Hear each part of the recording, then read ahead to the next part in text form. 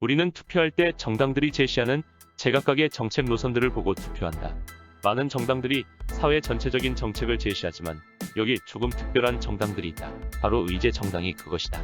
의제 정당이란 다양한 사회 이슈 중 하나를 구체적 의제로 하여 정책을 결정하는 정체성이 짙은 당이다. 이러한 정당들의 법적 구분은 없지만 당의 이름이 의제를 내포하고 있거나 특정 의제를 강하게 다루고 있기 때문에 쉽게 구분된다.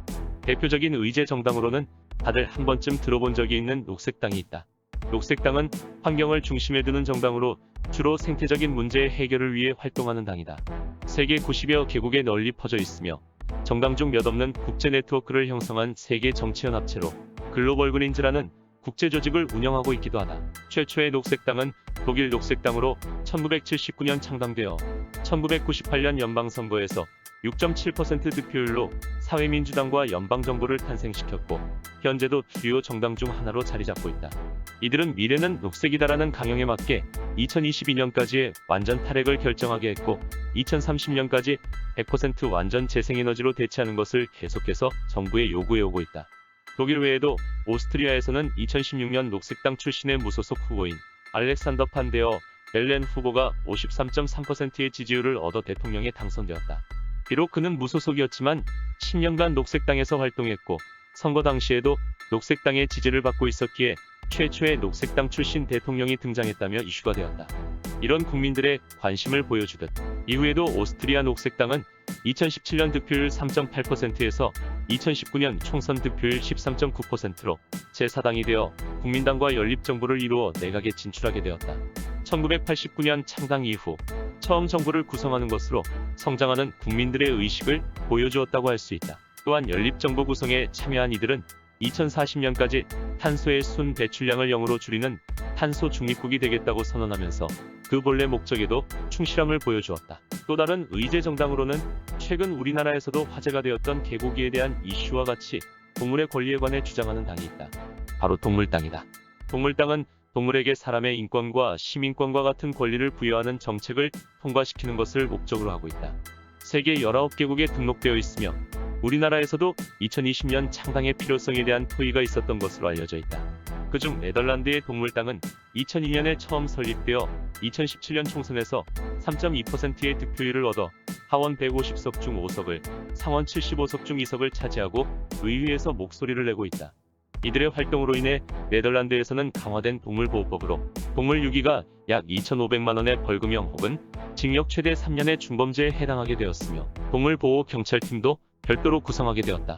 이런 노력의 결실로 네덜란드는 2019년 공식적으로 조사된 유기견이 없는 유기견 없는 나라라는 목표를 달성해 찬사를 받은 바 있다. 앞선 정당들처럼 의회 진출에 성공한 의제 정당들도 있지만 그렇지 못한 정당들도 많다.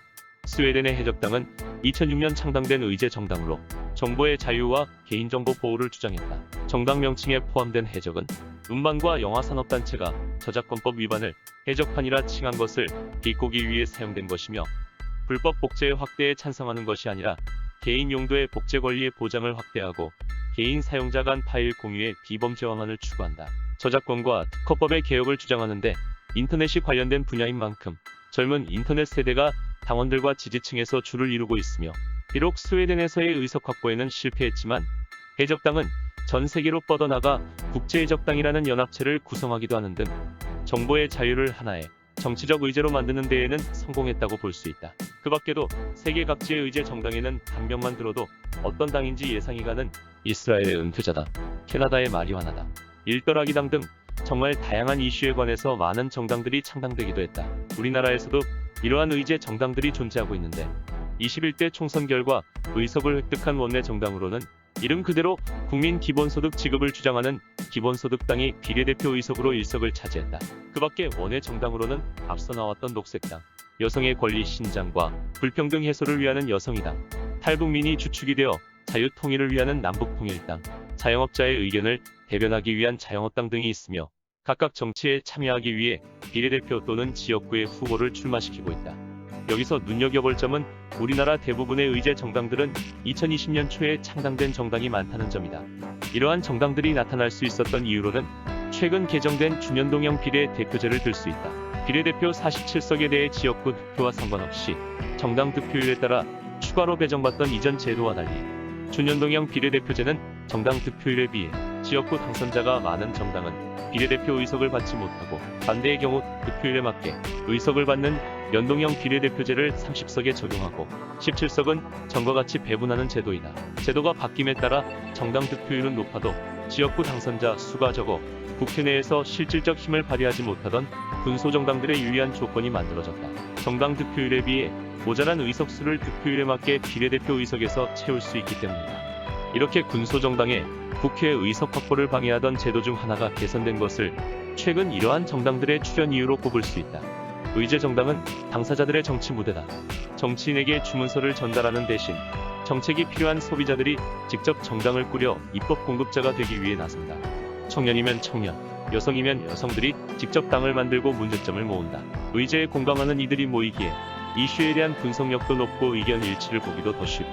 또한 사회의 다양한 문제를 체계화하여 정치적으로 제시하는 것으로 정당 그 본래의 목적인 국민의 정치적 의사 형성에 도움을 주고, 기존 거대 정당에 묶이지 않는 새로운 선택지를 주기도 한다. 아직 우리나라의 의제 정당들은 정당이 아닌 동아리라며 비꼬는 사람들도 존재하며, 외국의 의제 정당들에 비해 인지도와 득표율 모두 저조한 편이지만, 여러 의견을 수렴하면서 발전하게 될 우리나라의 정치, 의제 정당의 활성화가 그 시작점이 될 수 있을 것이다.